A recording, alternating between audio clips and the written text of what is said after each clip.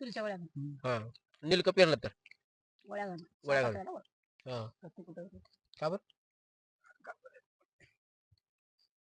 मग आता कापाय पुन्हा हा दुंडे हा दुंडे पेरल्यावर पेरल्यावर हा दीड महिन्याला दुंडे नसतात हा. तन्नाशे हा दुंडे आणा तन्नाशे खाना काय बी करा हा तन्नाशे खाऊन बी दुंडे आणावं लागतं. हा दुंडे आणल्यावर खुरपण हम्म. खुरपण आला तर 15,000 रुपये गेले माझ्या आमदार. म्हणजे आता तुम्हाला बाया वगैरे तो भेटत असतील का त्यांचे बी 250 रुपये मजुरी एका बाईला एका वेळेला त्यांनी येणार 12ला.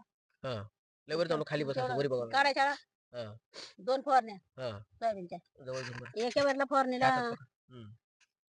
एक हा. एका वेळेला फवारणीला 7,000-8,000 खर्च आहे फवारणीचे. फवारायचं एका बारीत हं. म्हणजे सोयाबीन तुम्ही रास करे पण किती खर्च येते तुम्हाला सोयाबीन मध्ये किती खर्च तर काय आम्ही लिहून ठेवले पण आम्हाला तर काही चुरणार पुरत नाही. पुरत ना. हम्म. आता म्हणजे नियमानं सरकार पण तुम्हाला मदत केलं पाहिजे.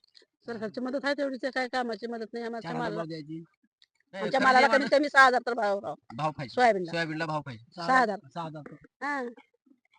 हा आम्हाला ऐक नाही लागतं बोले आम्हाला हा आम्हाला ऐकणार आम्हाला आम्हाला ऐकणार आम्हाला आम्हाला. सावडायची.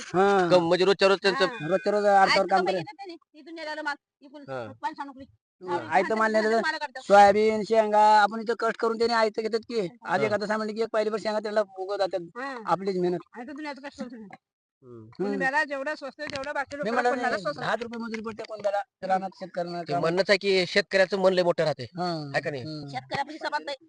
एक माणूस नोकरीचा माणूस एक गाडी घेतो तर तिला पांघरून ठेवते पण शेतकरी अख्खं पीक असं उघडं ठेवते आहे का नाही उलट होते आणि रात्री पाण्यात भिजला भिजून झापला हम्म. तुझी